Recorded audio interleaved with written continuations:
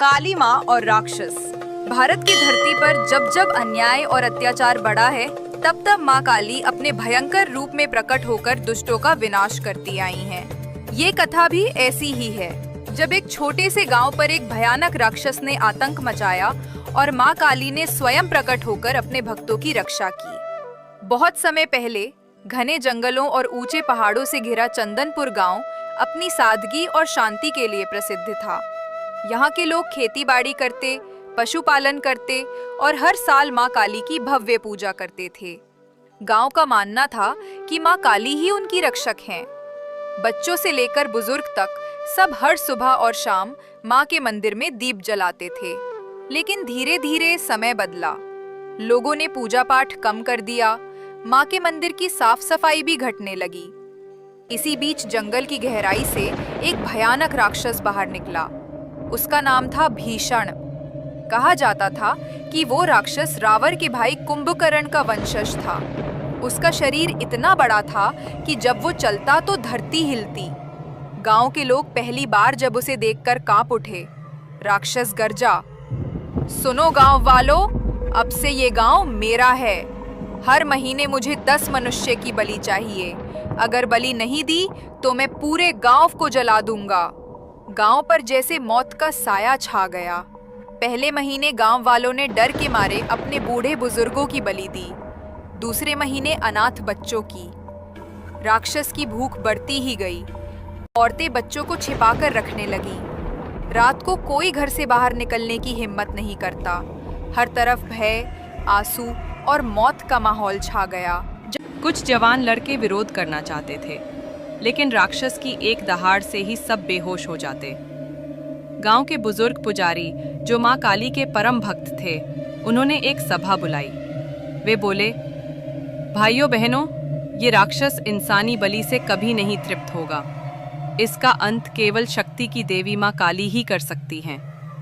अगर हम सब मिलकर सच्चे मन से मां को पुकारेंगे तो मां अवश्य प्रकट होंगी। गांव वालों की आंखों में उम्मीद की चमक लौटी। पूरे गांव ने मिलकर मां काली के मंदिर की साफ सफाई की। बहुत सारे दीप जलाए गए। ढोल नगाड़ों की गूंज के बीच सब लोग रो रो कर मां से प्रार्थना करने लगे। हे महाकाली, हे शक्ति की अधिष्ठात्री, हमें बचाओ, हमें इस राक्षस से मुक्ति दिलाओ। गांव वालों की पुकार इतनी करुण थी कि वातावरण कांप उठा। अचानक आसमान काला हो गया। बिजली चमकी और मंदिर की मूर्ति से तेज प्रकाश निकला। मां काली प्रकट हुईं। उनकी आंखें अग्नि के समान लाल थीं और उनकी लाल जीभ भी बाहर निकली हुई थी। गले में खोपड़ियों की माला थी। गांव वाले भय और श्रद्धा से झुक गए। अगली सुबह राक्षस बलि लेने आया। गांव वाले रो रहे थे, लेकिन अचानक मंदिर से एक प्रचंड गर्जना हुई। मां काली प्रकट होकर राक्षस के सामने खड़ी हो गईं। राक्षस गर्जा, तू कौन है जो मेरे भोजन में बाधा डाल रही है? मां काली ने दहाड़ते हुए कहा, दुष्ट, ये निर्दोष लोग मेरे बच्चे हैं। तेरी भूख आज तुझे ही खा जाएगी। इतना कहकर युद्ध शुरू हो गया।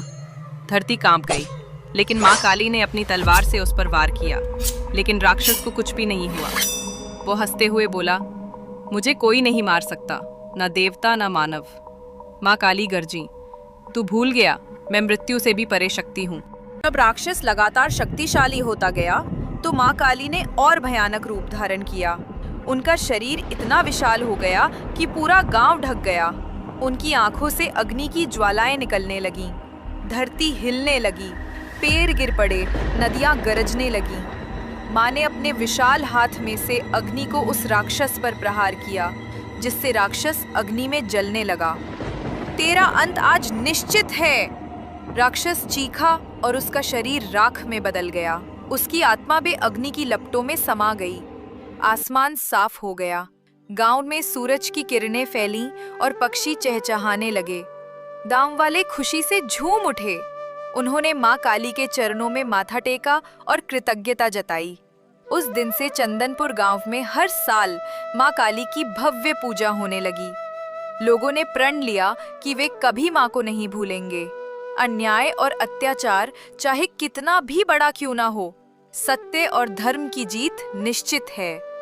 माँ काली अपने भक्तों की पुकार अवश्य सुनती हैं। बुराई का अंत निश्चित है, चाहे वो कितनी भी ताकतवर क्यों ना हो। आस्था और एकता से ही समाज सुरक्षित रहता है।